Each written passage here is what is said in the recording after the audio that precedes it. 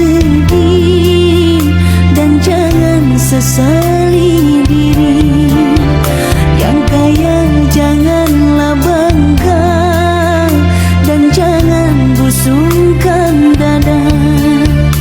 Derajat manusia di sisi Tuhannya bukan karena hartanya. Derajat manusia di sisi Tuhannya